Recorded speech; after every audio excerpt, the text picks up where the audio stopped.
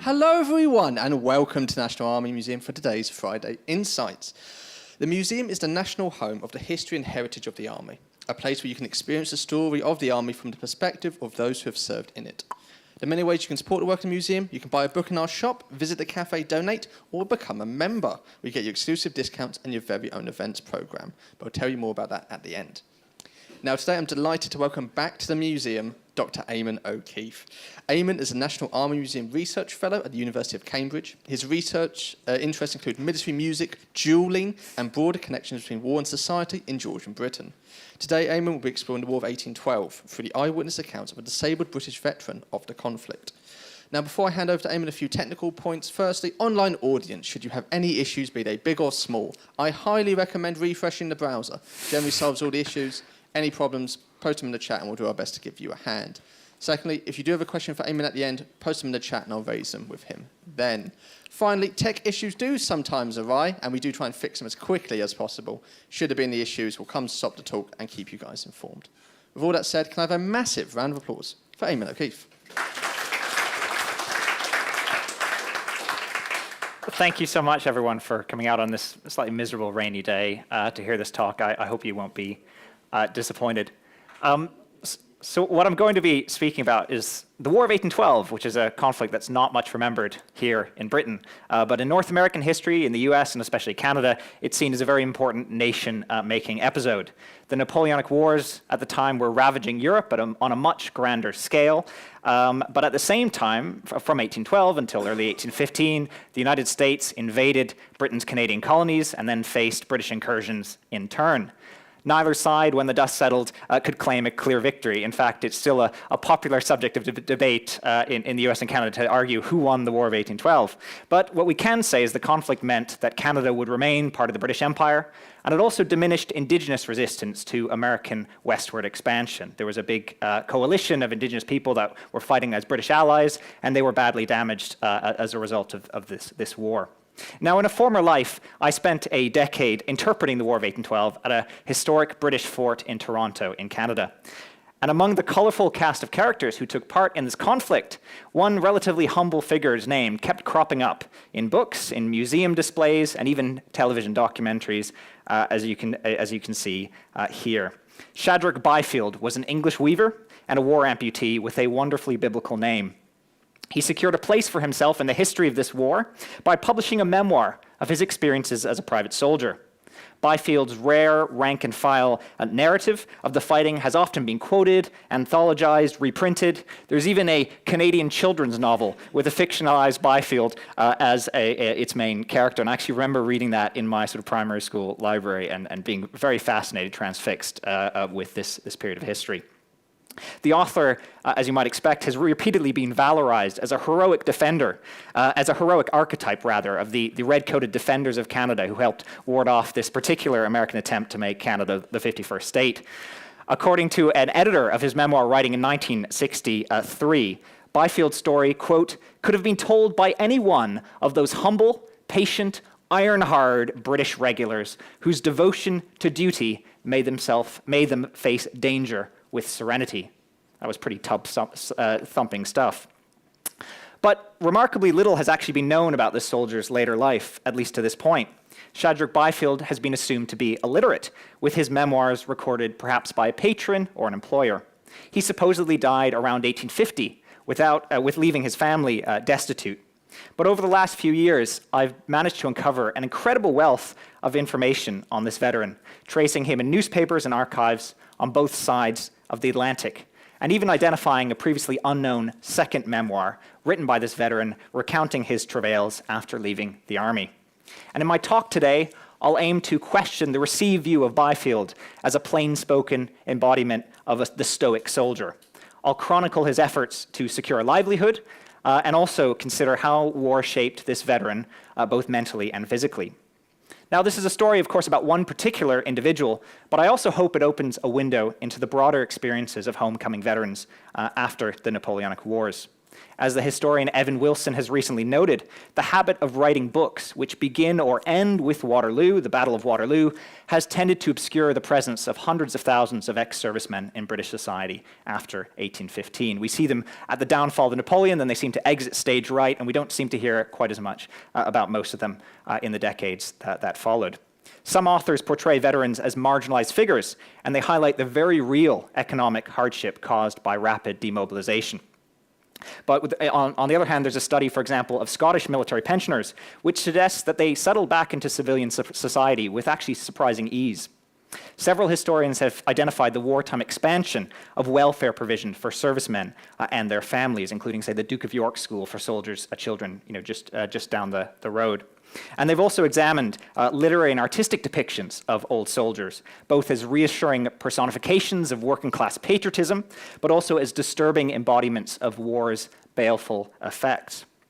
And to illustrate this, we can see this on one of the slides, two starkly contrasting images from the 1790s. On the left, you can see a grim image of John Bull, who leaves his family, goes off to fight. His family are forced to pawn all their belongings. He comes home emaciated and disfigured. The other print shows also a lost leg, but presents a much more comforting aura of domestic bliss around this veteran. We even see a young son shouldering his father's crutch as if it were a musket, showing that he's aspiring to a military career isn't necessarily put off by what happened to his father. And interestingly, while we probably tend to think of veterans of the First and Second World War as being reluctant to discuss their experiences, the opposite stereotype prevailed a century earlier. Former soldiers were satirized and mocked for endlessly refighting past battles. You can see yet another print here on the screen where we've got a soldier talking about the Battle of Dettingen. You can also see he's got a wooden leg, very excitedly pointing to Cumberland, his commander, and the clergyman over there is yawning and sort of nodding off and is quite bored by hearing this story at great length. Now, given this image of the veteran as a garrulous storyteller, you might not be surprised that historians have identified this time, this period after the Napoleonic Wars, as the moment in which the military memoir became a recognizable and mainstream genre of literature.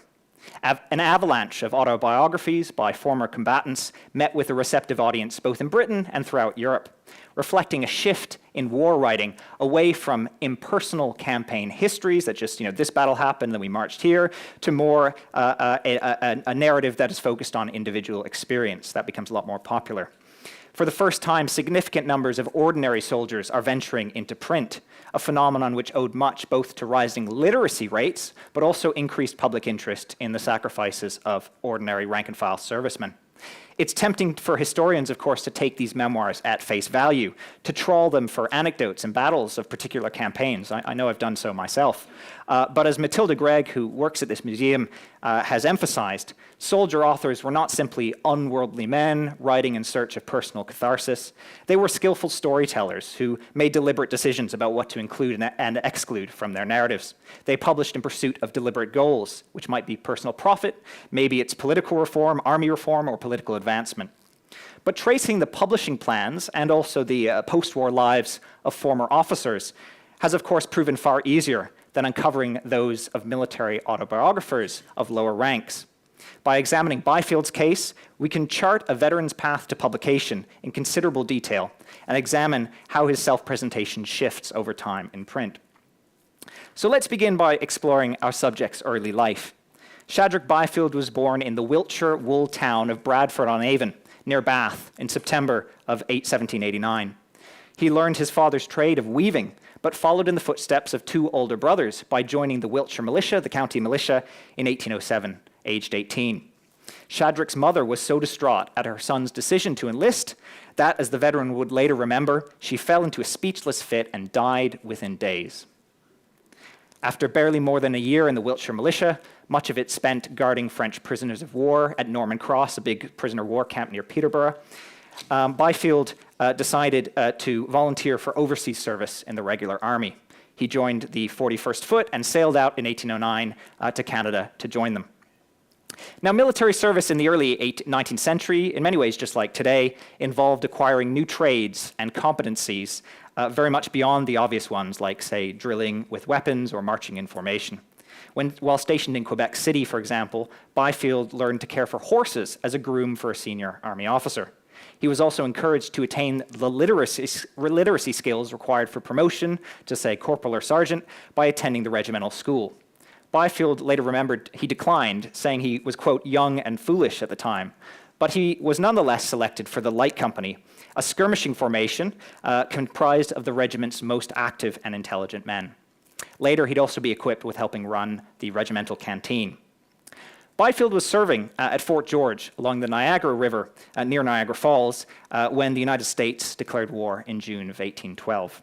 He took part in the siege of Fort Detroit, an important early British victory, and later claimed to have helped confiscate the colors of the 4th U.S. Infantry, which American officers were on the cusp of destroying after the garrison's surrender. And both of the colors are actually on display in the Regimental Museum in Cardiff Castle. You can see one example, the American Eagle here. Byfield was shot in the neck at the Battle of Frenchtown in January 1813, but he recovered in time to participate in further unsuccessful British operations against American forts in what's now Ohio. He evaded capture after the British defeat at the Battle of Moraviantown in October, afterwards wandering in the woods in the company of indigenous warriors who he feared were intent on killing or abducting him. He was relieved to reunite with other fugitives from the 41st Foot, and then made his way to British lines on the Niagara frontier, taking part in several more cross-border battles and raids, sort of where it says Fort George, Fort Erie, Fort Niagara. That's a major theater of war back and forth across the river. He ends up being a seasoned soldier even at age 24. He was a survivor. As Byfield later recalled, out of the 110 men who began the war in the Light Company, only 15 remained with the colors 18 months later, the rest having been killed, wounded, captured, or deserted. And I've checked the muster rolls at the National Archives. His numbers are almost exactly on the money. This Wiltshire warrior also escaped unscathed from the confused nighttime fighting at Lundy's Lane in July 1815. That was the bloodiest battle ever fought on Canadian soil. But his luck ran out during a skirmish 9 days later, when a musket ball shattered his left forearm. Although the surgeons initially hoped to be able to save his limb, to forego amputation, gangrene unfortunately set in, and Byfield's arm was sawn off below the elbow. He endured this lengthy operation, which was performed without any anesthetic at this time, of course, with little complaint, it seems. But then he erupted in anger on learning that his lost limb had been ignominiously discarded onto a dung heap. Feeling a strong urge to strike the offending medical orderly with his remaining fist, Byfield recovered his forearm and ensured it received a proper burial, nailing together a few boards as a makeshift coffin. Pretty remarkable. This insistence on due ceremony for a lost limb was not entirely unparalleled. Some of you might have heard of the case of Lord Uxbridge, whose amputated right leg was interred in a local garden after the Battle of Waterloo. And actually, the museum on the top floor has several relics of Uxbridge's amputation, including the saw and the handkerchief that was used in this gruesome operation. The resting place of Uxbridge's limb even became a macabre tourist attraction on the battlefield. There's a little gravestone saying, Lord Uxbridge's leg. But Uxbridge was a lieutenant general. Such consideration doesn't seem to have been accorded very often to soldiers of lesser rank. Their severed appendages were piled high after battles and discarded really as rubbish rather than as human remains requiring respect. I've come across one example of a lieutenant insisting on burying his leg in a similar fashion in 1813-14, but no other cases of an ordinary soldier endeavoring to do so. So Byfield's now disabled. He returns to England to be discharged, but not before his comrades clubbed together for a few pounds to help ease his transition into civilian life. He passes through army depots on the Isle of Wight, then at Chatham in Kent, and then he arrives at the Royal Hospital, Chelsea, almost exactly 1 year after his wound. Then he's considered for an army pension. Now, examination days at this hospital, which had been established by Charles II, for care of disabled soldiers, of course, it's just next door to this museum, were bustling affairs. On these days, these examination days, you've got motley crowds of veterans, survivors of campaigns, really from all over the world, who are converging on the institution to await a medical assessment and a hearing. All different accents, people with all sorts of limbs missing, all sorts of stories to tell. So some amazing sort of anecdotes and stories that some veterans write in their memoirs about the hubbub that they face on this day. Now, a few of them could look forward to donning those iconic red uniforms and becoming live-in members of the hospital, living inside on premises. But the vast majority would become, rather than in-pensioners, that they'd become out-pensioners. They would live away from Chelsea and draw their either quarterly or monthly their stipend from the excise office, from sort of local officials. Soldiers often characterized their encounter with the Board of Commissioners at Chelsea as cursory and impersonal. In an account kept here in the Templar Centre and the archives at the museum, one prospective pensioner described having been ordered to stand inside a chalk circle and, quote, told not to speak without being asked a question by the board. Under regulations of 1806, men who'd served for set lengths of time were entitled to prescribed sums. So an infantry private could expect 5 pence a day for 14 years of eligible service. Or a shilling a day for 21. And if you were at Waterloo, you got 2 years extra counted towards your pension. If you were at the East or West Indies, because that was seen as a more dangerous or unhealthy posting, it was counted as time and a half. So there are formulas there, though, that are sort of fairly cut and dry. The problem is awards for disability and infirmity, they necessarily involve a lot more discretion on the part of the commissioners. Rather than just sort of totting up the years, they have to say, you know, how far is this individual unable to support himself? How much damage has been done to his earning potential based on the injury or disability that he has suffered? And the private soldiers' pensions would typically range from between 6p to 2 shillings 6p per diem, so a huge range depending on how much it was seen the disability had affected your ability to sustain yourself. Sergeant Thomas Jackson, who lost a leg in the Low Countries and appeared before the board on the same day as Byfield in August of 1815, he bitterly recalled how the panel, quote, eyed me up and down and seemed to consult for a moment when one of them said, oh, he's a young man, able to get his living. No questions were asked of me, but at sight I was knocked off with the pitiful reward of a shilling a day. Now, it should be emphasized that not all veterans were quite so aggrieved by the board's decisions. Others rejoiced at the measure of economic security that their pensions would provide, acutely conscious that this lifetime benefit would be envied by other working men. And again, these great vignettes of examination days, people say, you know, coming out of the hall, there are some people who's, yes, I can't believe it, this is an amazing amount, life-changing sum, I'll be able to open my own pub with some economic security, and others who think, I've lost an arm and this is all I'm getting. Byfield recalled himself being very much dissatisfied with his award of 9p a day, so that's less than £14 a year, especially because a bugler of his regiment who'd suffered a similar wound but experienced far less combat had received 3p more. Now, the board might have said, the bugler lost his right arm, you lost your left, but you know, the fact that everyone's being examined together, you know, creates these opportunities for saying, actually, I'm not sure this is fair. I've been shortchanged. Somebody else has been given, you know, a discretionary amount that is too much. Now, like many military veterans, Byfield returns to his hometown, and he promptly marries. His bride, Sarah Tucker, gave birth to the first of their 3 children in 1816. For 2 years, Byfield ekes out a living as a farm laborer, being prevented by the loss of his forearm from returning to weaving. One night, however, as the veteran would later write, Byfield dreamt of an instrument that would allow him to operate his loom despite his disability. And he commissioned a local blacksmith to realize the design. And I wish he said more about actually how this thing worked. But it was some sort of prosthesis, clearly, where as a weaver, you've got to use both of your limbs to be pulling back beams, moving the shuttle, and also your legs to be pushing up and down the pedals. And I think it was some probably attachment to the remainder of his forearm to be able to allow him to complete one of these tasks. So he's equipped with his new prosthesis, and he thereafter toils in a domestic workshop, just like this weaver here on the screen. He collects spun thread from a nearby mill, the Staverton Woolen Mill, as you can see here, a depiction of it from one of their merchants' bills, and then brings it home. He weaves it into finished cloth and then delivers it back. However, as with other ex-soldiers in this overpopulated trade, because weaving was semi-skilled, it was fairly easy to get into, and so a lot of soldiers are joining this career, but suddenly there's too many weavers, not enough work to go around. He finds that he doesn't have enough to support himself. He's often underemployed. So Byfield spends 2 winters working as a chairman. This is not as a corporate executive, as you might expect, but as a wheelchair attendant or a sedan chair attendant in nearby Bath. You can see an image of the assembly rooms where somebody's being pushed along by one of the chairmen. 2 other chairmen are actually pulling these sedan chairs. And I have to say, you know, given the steep streets of Bath, if you've ever been there, this really cannot have been easy work, especially for someone who's missing part of his arm.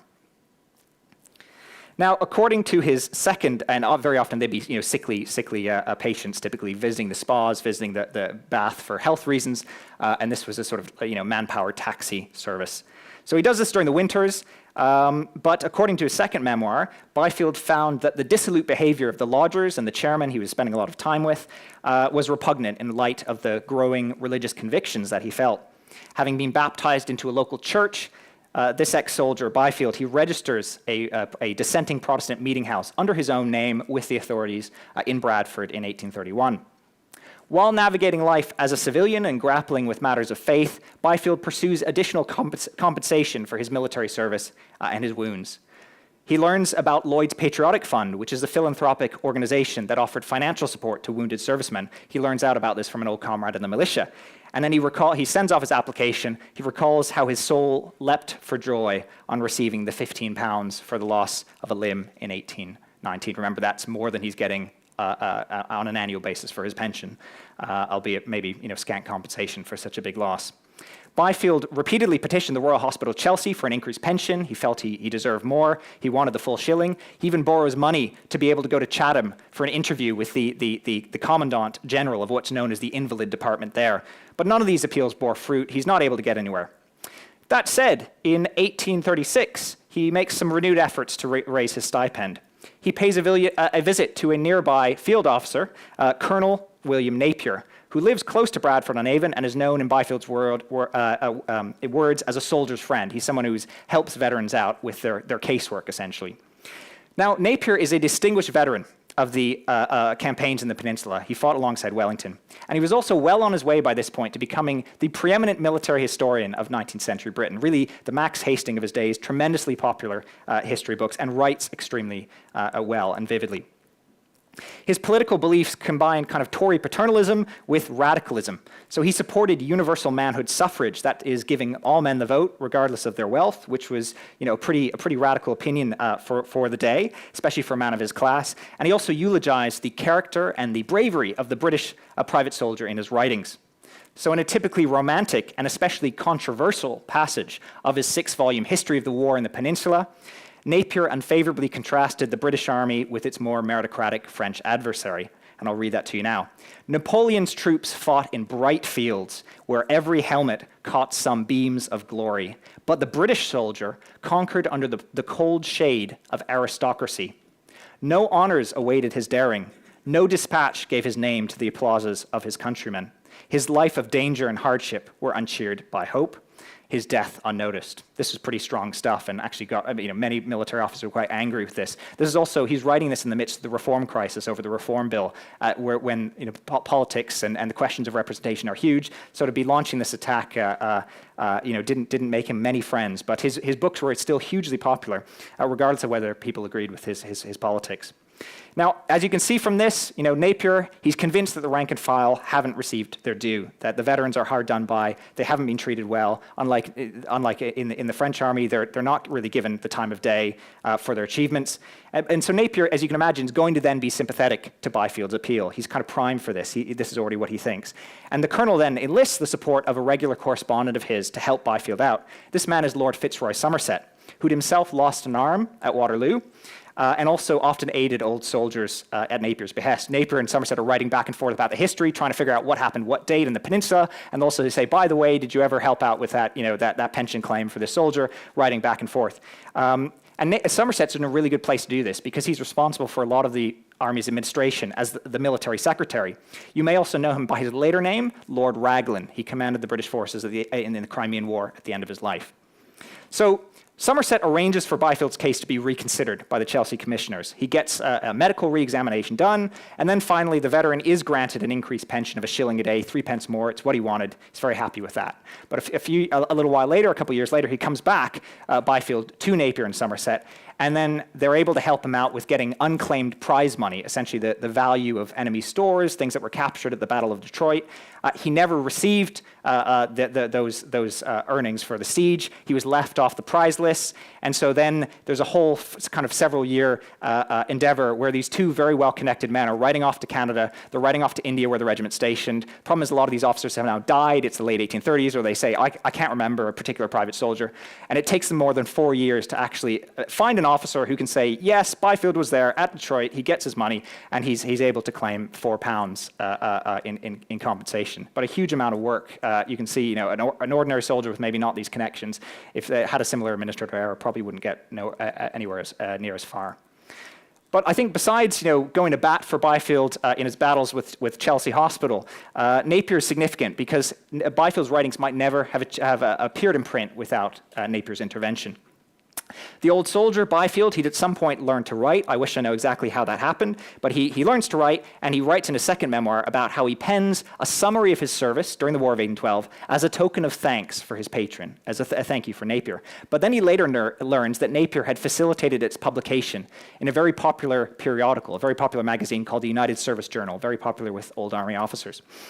Now, Byfield is pleased to receive the author's fee. He thinks that's great, but he also feels vexed that Napier had publicized what he only considered, quote, an imperfect sketch, just something he jotted off quickly without his knowledge. The veteran then resolves to write what he called a full and correct account of his military experiences. He wants to do it properly, write at greater length, to have it take some time with it. He finishes that in 1839, and then has it published the following year. And I actually managed to find a draft of in Byfield's own handwriting of this memoir in Napier's papers at the Bodleian Library in Oxford. Napier, being a good historian, doesn't seem to have thrown very much away. It was pretty tremendous to be able to find that, especially given the assumptions being he was illiterate, and this is actually written in Byfield's own hand. You can see his signature, a disabled soldier, and then the published version with a local printer published slightly thereafter. Now, Byfield was praised in his army discharge, which I've shown a few slides earlier. That's the discharge paper there. He's praised by one of his officers as a brave soldier. And certainly the 1840 narrative portrays an author who is gallant, who's steadfast, and is scrupulous. We read of him spurning opportunities for desertion, shaming a comrade intent on sitting out a battle, and even scorning other men for plundering the baggage of one of their commanding officers after defeat. After being wounded in the neck at the Battle of Frenchtown in 1813, Byfield claimed to have refused aid from a sergeant, declaring, quote, never mind me, go and help the men, while making his way to the hospital on his hands and knees through the snow. Byfield's depictions of undoubtedly distressing events, like the fatal accident that befell his brother in 1812, are remarkably terse and matter-of-fact. Even when it comes to the amputation of his forearm, Byfield simply writes, quote, the doctors prepared to blind me and had men to hold me, but I told them there was no need of that. The operation was tedious and painful, but I was enabled to bear it pretty well. He then goes on to remember playing a game of handball with his remaining limbs within days of the operation. So little wonder then that Byfield has often been described as an exemplar of stoic endurance, tough as nails, in the words of one historian. And I think there's a lot to that. But on the other hand, if we read closely the narrative, we can see some grimly indelible evidence of the trauma, the emotional toll of war. Byfield recalls, for example, being deeply moved by a wounded midshipman crying out for his mother in a regimental hospital. He also remembers shedding tears on hearing a refugee describe the death of his entire family at the hands of indigenous warriors. And these passages mirror actually the broader prevalence of emotional responses, very much including weeping, from Wellington on down in British military memoirs, which was a product of the culture at the time, what's sometimes called sensibility, which is all about emphasizing sensitivity to the carnage of war.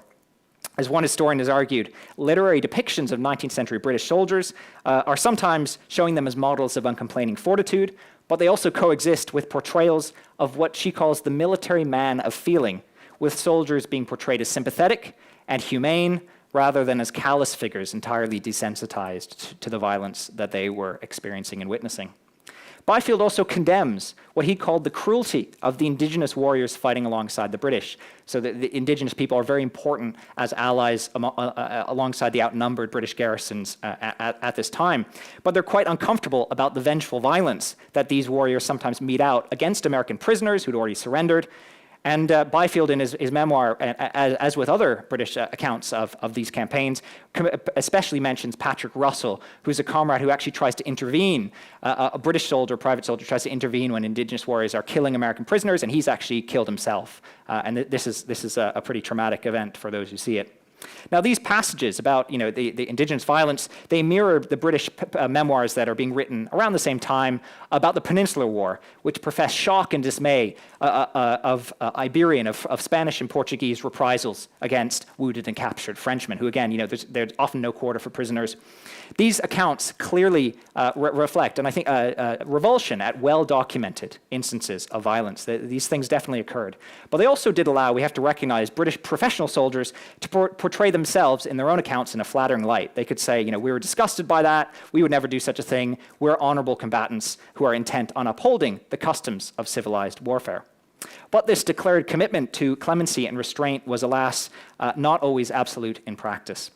In the brief memoir, which appeared in the United Service Journal in 1836, so the previous shorter version that Byfield wrote, he reported that one of his officers had instructed him to execute an American prisoner taken during a running battle in the woods. Now, interestingly, no mention of this order, which Byfield insisted he'd refused and disobeyed, no mention of this order is made in this longer narrative, which is generally a lot more detailed. The word count is much higher. It's interesting that gets excised, and the focus then is on the cruelty of the Indigenous warriors, and omitting this sort of arguably somewhat similar instance when one of his own officers told him to do something quite similar. Finally, Byfield's memoirs reveal how the veteran made sense of his military experiences in religious terms. While the narrative's main text doesn't really contain that many obvious spiritual references, in a coda, the veteran observes that, quote, "a kind providence has preserved my life through the many dangers to which I've been exposed, and has brought me back to my native home." In other words, Byfield has been protected by God in war, and he's been allowed to find faith on his return, preparing the veteran for his eventual ascent into heaven. Quote, "where war shall be known no more, and where I shall be beyond the gunshot of every enemy." That's how Byfield ends his memoir.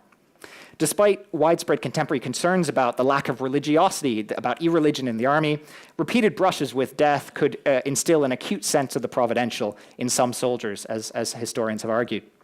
Veteran authors routinely echoed the conventions of the spiritual autobiography by interpreting their wartime travails and impairments as precursors to eventual Christian redemption. Just as we can see among 19th century miners, disabling accidents could be understood as divine deliverances or faith-intensifying trials. Now, the publication of Byfield's memoir, though, unfortunately, was by no means a marker of the end of the former soldier's tribulations. He struggles to find employment after the failure of local textile firms in 1841, and like many Bradford weavers, is forced to relocate. Byfield briefly resorts to working as a tollkeeper at a toll house. You can see one pictured on the screen. This pays really poorly, but he was at least able to supplement his income by selling copies of his printed narrative for a shilling apiece. And one day, at the Turnpike Gate in Acton Turville in Gloucestershire, Byfield sells his memoirs to an especially eminent passerby, the Duke of Beaufort, who happens to be kind of the biggest landowner in the area. Now, Beaufort is a nephew of Lord Fitzroy Somerset, so that they're all connected, the Somerset family here. He's a veteran of the Peninsular War himself, and he becomes another of Byfield's patrons. The disabled veteran, having sold the memoir, then repeatedly goes to the aristocrat or his family to ask for employment, and eventually he secures a position as a gardener on Beaufort's estate near Badminton, called Badminton House. As Byfield claimed in his second memoir, though, he made an enemy of the Duke's steward, who somehow doubted the value of a one-handed manual laborer, and initially refused to pay the full wages of 9 shillings a week, as the veteran was also drawing a military pension. This is something a number of veterans complain about. Their employers know that they're getting a pension as well, and they're saying, well, we're not going to pay you the full wages because you've already got a top-up somewhere else. I think that's not fair. I should be getting the same amount. My pension shouldn't be held against me. Now, Byfield eventually learns of local plans to build a monument to Lord Edward Somerset. Somerset was the late brother of Lord Fitzroy Somerset, so Lord Raglan, who we encountered earlier. He's also an uncle of the Duke of Beaufort. And Somerset, Lord Edward Somerset, who's one of his swords is actually displayed upstairs in I think the Conflict in Europe gallery. He'd as well, he'd fought at Waterloo, commanded the cavalry there. Now, Byfield successfully petitions to be made the caretaker of this 100-foot monument, which is completed in honor of Lord Edward Somerset in the Gloucestershire village of Hawkesbury Upton in 1845. And then Byfield is able to take up residence in a specially built keeper's cottage at the base. Byfield's appointment, I think, reflects a more general trend of rewarding favored veterans with positions of trust and responsibility, including employment, say, as policemen, as workhouse officials, even as custodians of historic and military monuments. So, for example, the Duke of Wellington becomes the constable, rather, of the Tower of London in 1826. And he's the one who abolishes the sale of the office of yeoman warder, where previously you could just sell it or give it to your friends. And he says, no, we've got to give these jobs to ex-soldiers. The beefeaters will be veterans of my army. And this is a tradition, of course, that continues to today. Veterans are still the beefeaters, still the yeoman warders at the Tower of London. In the 1820s is when it begins with Wellington. Another survivor of the Peninsular campaigns is made keeper of Carnarvon Castle in Wales. But then, unfortunately, after just a year, he's dismissed for, and I love this, behaving rudely to, quote, painters, teetotalers, and American tourists. And several other veterans, too, are tasked with looking after newly built columns and obelisks, honoring admirals and generals with whom they'd fought, serving as really living extensions of the physical monuments in the eyes of visitors. You can see a few examples here. We've got Great Yarmouth, where a Trafalgar veteran is made the caretaker there. Lord Hill's column, where several soldiers who've been his manservant are in succession, are in charge of that column, which is dedicated to Rowland Hill, one of Wellington's deputies. The Ross Monument, Robert Ross is killed outside Baltimore in the War of 1812. He's previously best known for having burned down the White House at the end of the War of 1812. A monument is built to him near his family estates in what's now Northern Ireland. And here's actually an image which was put in the sitting room of the caretaker's house of Andrew Robb, who was the keeper, and would kind of go up to visitors and say, welcome. This is the monument to Robert Ross, and I saw him fall. I fought with him. This is sort of a huge element of bringing that history home to visitors. And Byfield, he hadn't fought at Waterloo himself, but he's still a veteran of these conflicts, who's able to interpret this site in Hawkesbury Upton. And what he does, he's got fairly light duties. He's got to maintain the tower. We can see there's some receipts for him buying sort of brushes, brooms, pails, that sort of thing. He has to sell souvenir booklets, which have a little biography of Lord Edward Somerset. And he has to welcome sightseers 6 days a week, excluding Sunday, of course. And these are pretty easy things for an old soldier who's been troubled, as he would later write in one of his memoirs, by violent rheumatic attacks because of the wound in his shoulder, the time he'd been shot in the neck. He talks about how he can barely, with his one good arm, raise a teacup to his lips because of the pain from his wound that he'd survived 30 years before. Now, while he's in Hawkesbury Upton in Gloucestershire, Byfield publishes yet another memoir, which is entitled History and Conversion of a British Soldier. Now, the only known copy of this is held in Cleveland, Ohio, in the Western Reserve Historical Society Library. And it was one of those amazing things where I was looking at an online catalog, trying to figure out which libraries had copies of the first version of Byfield's memoir, and I saw that there was something on the catalog that had a different title, but by the same author, and different publication date. I thought, oh goodness, I need to know a bit more about that. So this book he publishes in 1851, 11 years after his first book-length memoir. It contains a reprint of that military narrative, but it also has a later account of his post-war experiences as a homecoming soldier. And this is very much one that fits within the genre of a spiritual autobiography. He describes divine visions. He describes the comforting consolation of Scripture. He describes periodic spiritual lapses or backsliding when he doesn't do as well as he'd like. He has to sort of pray for forgiveness. And he extols he is grateful for various escapes from misfortune that he feels he's had due to divine benevolence. But if we look at these biographies, if we compare them side by side, there are some striking omissions and differences. And I think these underscore how the veteran's writings are influenced by the audience he's writing for, the objectives, and also the kind of conventions of the genre, whether it's a military memoir or spiritual biography. So in the first memoir, he's writing it, of course, to impress patrons by presenting himself as a deserving and dutiful veteran. But in the History and Conversion, he is sketching his own progress from a rebellious sinner to someone who becomes a devout believer. So as proof of God's watchful care, in Byfield's words, even during his wayward youth, Byfield recalls accompanying fellow soldiers on a looting expedition in Canada, basically stealing from private homes. Although then they see a dog in the door, they realize the dog's going to bark, and then they decide, we'll back off. We might get heard, we might get detected.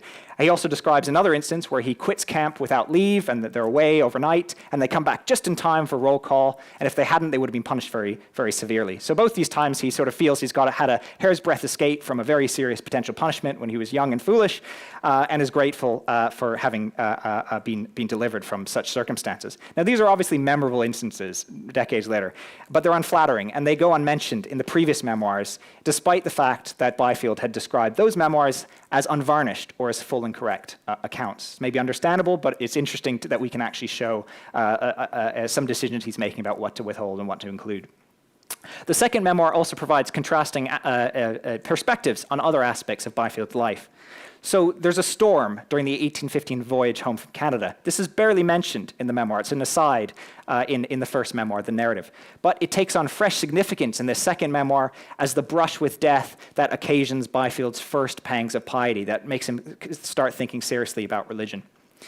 While Byfield describes maintaining his family comfortably, in his words, for nearly 20 years as a weaver at the end of his 1840 autobiography, that one was endorsed by the mill owner who employed him. And in this second memoir, he instead dwells on periods of indebtedness, of adversity, and underemployment, which is maybe something you wouldn't want to sort of say in an account that your employer is reading. And of course, in the second memoir, these stories of hardship, they clearly reflect the reality of working class life, the sort of hard-scrabble existence, the having to make do at times. But they also, I think, reflect the tendency of spiritual autobiographies to present earthly existence as a succession of trials endured in preparation for eternal life, for eternal rest. So you're having to kind of play up to the genre to an extent as well. I'm kind of mindful of what people expect to be reading. While History and Conversion portrays the author as a reformed Christian, ensuing events in Hawkesbury Upton, alas, they cast Byfield in a rather less flattering light. And hold on to your hats, ladies and gentlemen.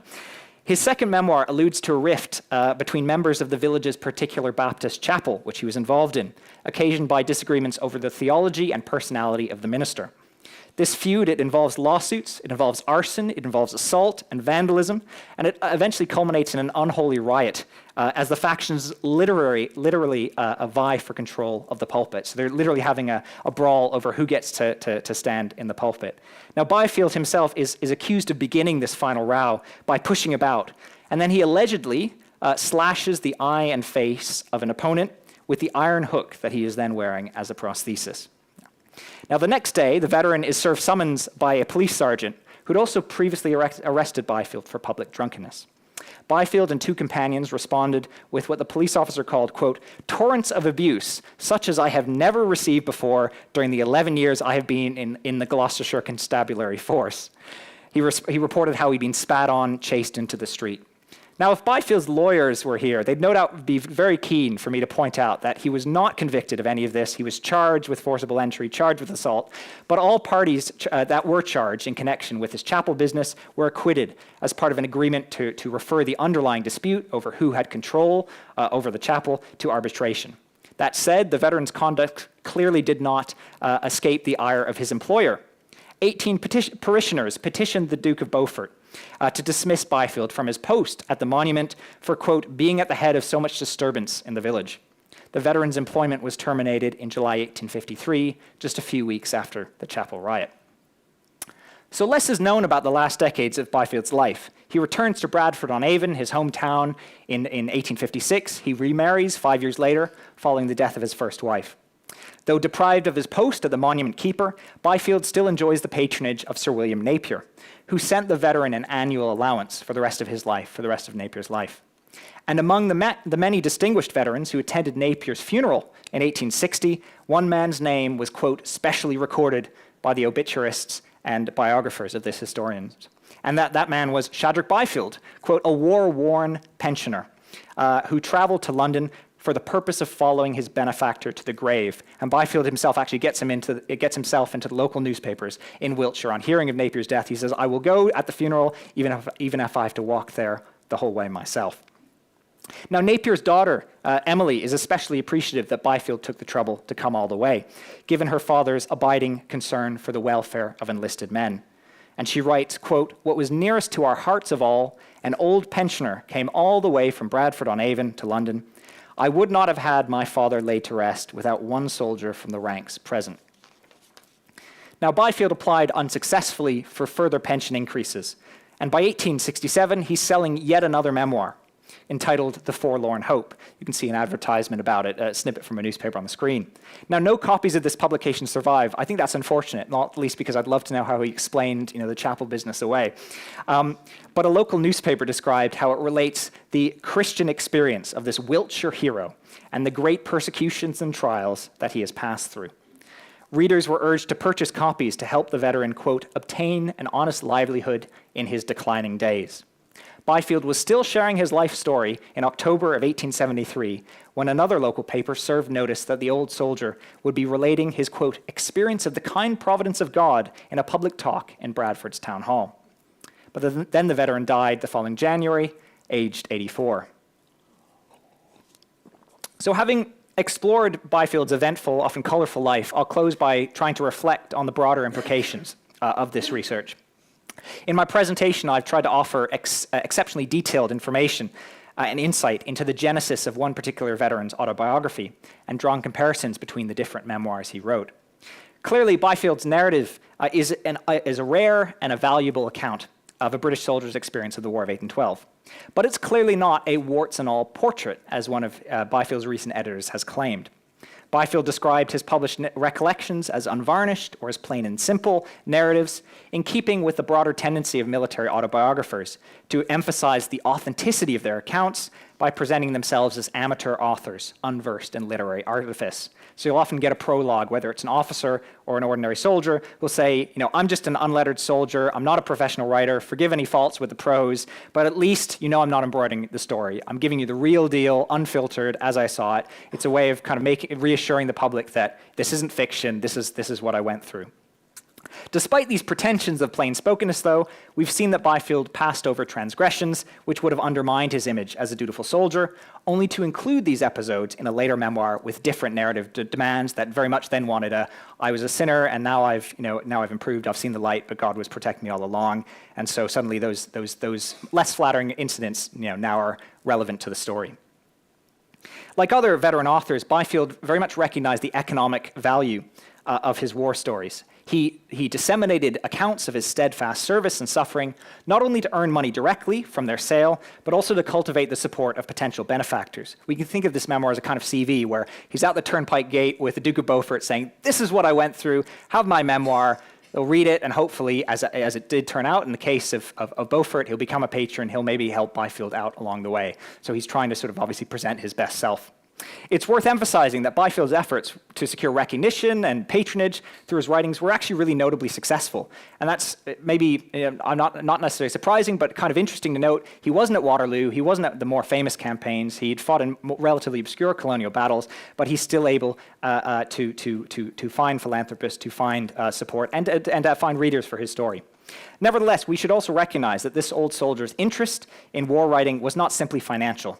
His dismay over the unauthorized publication of a brief memoir in the United Service Journal reveals a desire to present a considered record of his military experiences on his own terms. So he might not be completely candid, but he wants to write a longer version. If he'd known it was going to come before the public, he would have done a better job, written a longer story. And I think this anxiety to kind of control his public image in the buoyant media landscape, the expanding print culture of the day, we can see it, we can compare it to the efforts of Georgian celebrities, but also even celebrities now, to kind of stage manage their reputations through their autobiographies. But it also mirrors the efforts of military personnel, very much up to and including the Duke of Wellington, to kind of influence how their wartime accomplishments were remembered on the national stage. So you may know the Cyborn model of Waterloo upstairs. Well, that's actually very unpopular with other officers when it's initially created, because it depicts the moments when the Prussians are storming onto the battlefield. And some officers, I think including Wellington, thinks it gives the Prussians too much credit.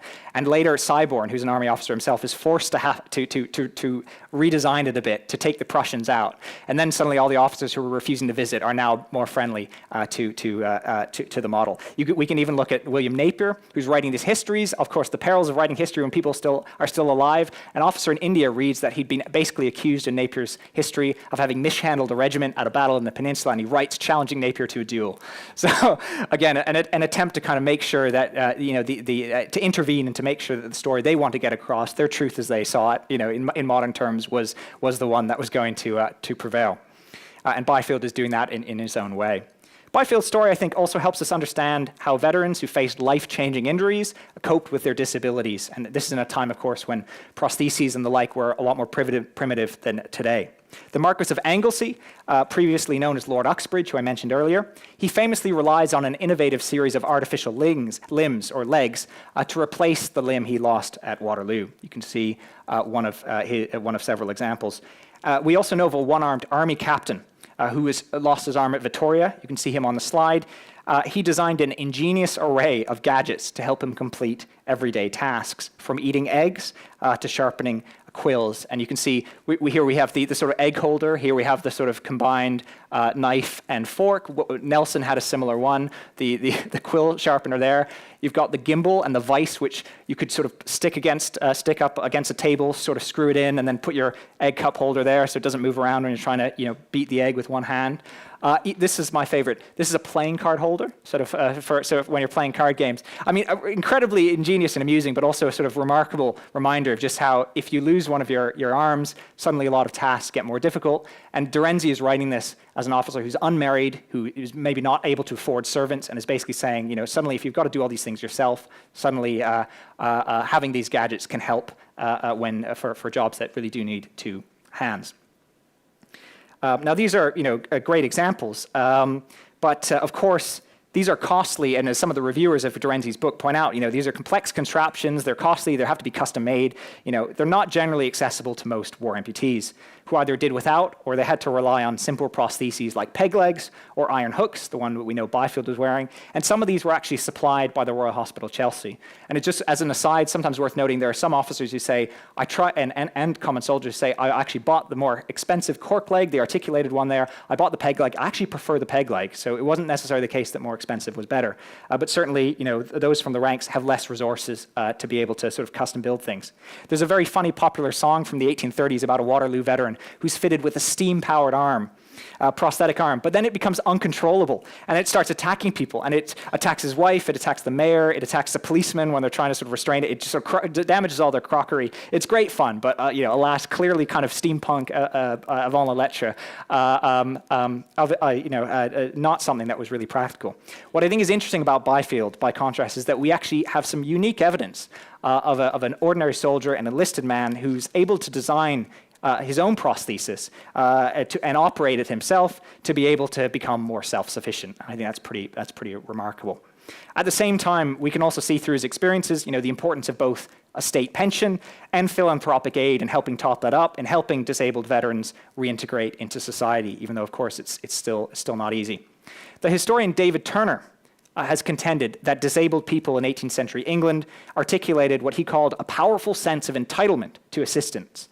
And other historians have shown how serving soldiers petitioned and negotiated with their officers in pursuit of what they considered to be fair treatment. So even though there's a harsh disciplinary regime in theory at the time, sometimes soldiers will say, we're going on strike, we're not happy with this, our rations have deteriorated, or you're trying to send us to India when we only agreed to serve in Europe. And the officers can't flog everyone, they have to then sort of have a negotiation, and very often a compromise is reached, or they have to give in to the soldiers' demands. And we can see that veterans, in a similar way, likewise kind of combine deference and assertiveness when they're pursuing redress.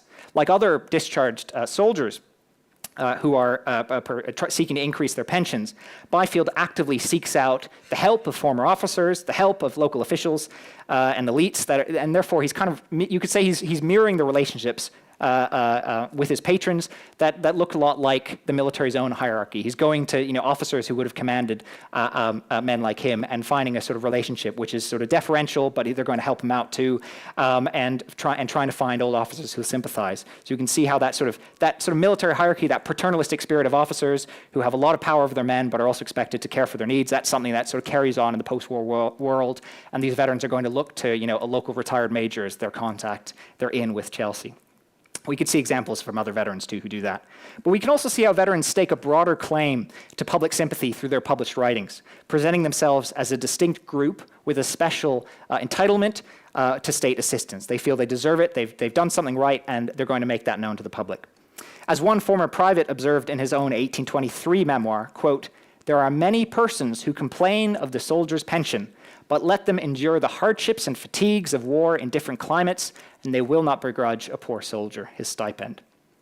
Other rank-and-file authors decried the inadequacy, as they perceived it, of these benefits, or they accused society in general of being kind of indifferent to their plight, of not giving them enough, of casting them off. And this can be seen as kind of contributing to what one historian has called a dissident tradition of war writing that contrasts with the more upbeat narratives that a lot of junior officers are writing in the decades after the Napoleonic Wars. We can also see this groundswell of the rank-and-file military memoirs that are coming out in significant numbers, certainly dozens, probably at least 100 or two in the decades after 1815. These must be understood in the context of a commemorative culture that is lionizing commanders, but granting pretty limited recognition to ordinary servicemen. So you'll have seen those monuments earlier. Byfield and company are kind of interpreting the monuments. They're the custodians, but the monument is to the admiral. The monument is to the general. They're not sort of listing all of the names of the dead, regardless of rank, on the wall, as they would do in the 20th century. So without these memorials that are commemorating all ranks by name, these accounts written by private soldiers, we can see them as highlighting the suffering that they faced, a way of honoring lost comrades, and also kind of carving out a place for themselves, for the authors in the public memory of Britain's wars. And in the case of Byfield, he's kind of, because there were relatively few soldiers fighting in North America, he's almost monopoly in the market and has done actually pretty remarkably well in sort of getting himself in the public face of War of 1812 interpretation. More than 80,000 enlisted veterans drew British Army pensions in the 1820s. That rivals the number of serving soldiers at the time. There were almost as many pensioners as there were serving soldiers in the 1820s. And they occupied an ambiguous position between the military and civilian worlds. So Byfield has lost an arm, but those who were able-bodied, they were liable to being called up again if there was some sort of concern about an insurrection or rebellion, and if they didn't, they'd lose their pension. So they're kind of still soldiers on a retainer, but they're also basically retired for the most part. And there are cases, too, where these veterans will go to political meetings that are sort of against the government in Ireland. They'll go to the meetings of Daniel O'Connell, who's pushing for a separate Irish Parliament, and they're threatened with losing their pensions because they're sort of going to seditious meetings. But other people are saying, well, this is free speech. They've left the army. The Horse Guards shouldn't have still some sort of residual control over them. But they're in this weird position where they're still sort of quasi-soldiers, and yet they're also out. Byfield returns to his home community. He returns to his former trade, but he still has the physical scars of conflict. And he continues, I think, to identify strongly with his time in uniform. So according to History and Conversion, Byfield introduced himself as a soldier in his first meeting with Napier. He informs the Duke of Beaufort when appealing for higher wages that, quote, "I do call myself a soldier, and I shall call myself a soldier until the day of my death." When on trial for drunkenness in 1851, Byfield opened his defense by declaring that, quote, he had been a British soldier and he had fought for his king and country. Now, these statements can, of course, be interpreted as strategic ploys aimed at playing up to an ideal type of the deserving old soldier or cultivating a sense of military fraternity with patrons who'd, of course, after all, served in the army themselves. And I think that's a fair interpretation, but they also seem to genuinely reflect Byfield's own self-identity. So it seems significant, for example, that Byfield's daughter listed her father's occupation on his death certificate, not as a weaver, not as a gardener, not as a monument keeper, but as, quote, private, late of the 41st Regiment of Foot, nearly 6 decades after Byfield was demobilized. Byfield doesn't seem to have been alone in this. Significant numbers of army pensioners in this period appear to have embraced their military pasts, forging what one Chelsea hospital official described as a sort of esprit de corps with veterans, other former soldiers in their communities. Although the Napoleonic Wars may not have spawned national veterans associations like the British Legion, ex-servicemen comprised recognizable and often respected constituencies in their localities for decades after Waterloo. Some of them formed friendly societies, local clubs or friendly societies. They dined on the anniversaries of battles, especially Waterloo. They collectively paraded through their towns on public occasions. Life was no doubt very hard for many, but the last survivors were saluted as living links to a glorious past. The newspaper which praised Byfield as a Wiltshire hero in 1867 eulogized other enlisted veterans of the Napoleonic Wars in similar terms. I think that Byfield's case illustrates the ambivalent and evolving image of the private soldier. He embodies what one historian has called the double-think delinquent hero perception of the Army's rank and file, appearing variously as a distinguished hero, as a God-fearing Christian, and yes, at times as a kind of a quick-tempered miscreant. But Byfield's life also coincided with a gradual but unmistakable rise in the public sympathy and respect accorded to former soldiers. This is exemplified by more positive portrayals in art and literature, a great example being the museum exhibition upstairs on Victorian military art. And he also lived to see the award of the first official medals to all ranks. The Waterloo veterans received their medals shortly after the battle. Byfield and others, veterans of other major campaigns in the Napoleonic period, they had to wait till the 1840s for their medals. So a long wait, but they did get them eventually. So a big shift in how the British Army recognizes military service, and he receives the one for Fort Detroit. Much of this esteem, this enhanced esteem, it results from winning the war ultimately against Napoleon, a post-war climate of military reform, and also humanitarian concern for the plight of soldiers in the Crimea.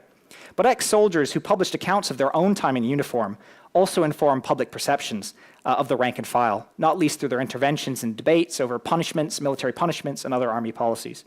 Byfield's memoirs didn't directly discuss Army reform, but they were nonetheless praised on their first appearance in the United Service Journal as representative of, quote, the character of the English common soldier. In fact, they were even invoked as a rejoinder to Prussian accusations that the British rank and file were unreliable men brutalized by unduly harsh discipline. This temptation to portray Byfield as the archetype of an army, the representative of all his peers then, is clearly not just a modern, mostly Canadian phenomenon. But not all 19th century readers were convinced either.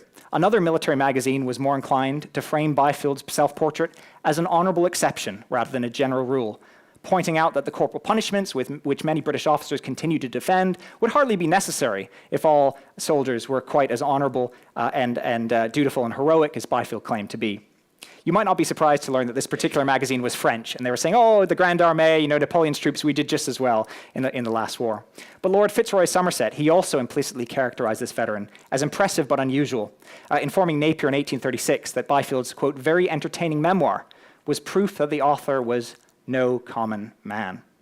Now, I think Byfield in many ways was not a common man, but I also think I've made the case, far from being entirely atypical, that there are plenty of parallels between his story and that of the broader experiences of British veterans coming home from the Napoleonic Wars.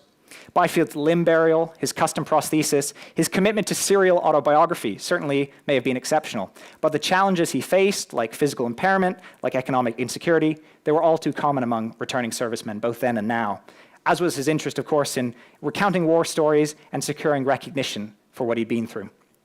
Byfield's memoirs offer an important story of the battles he was in, but their value doesn't stop there.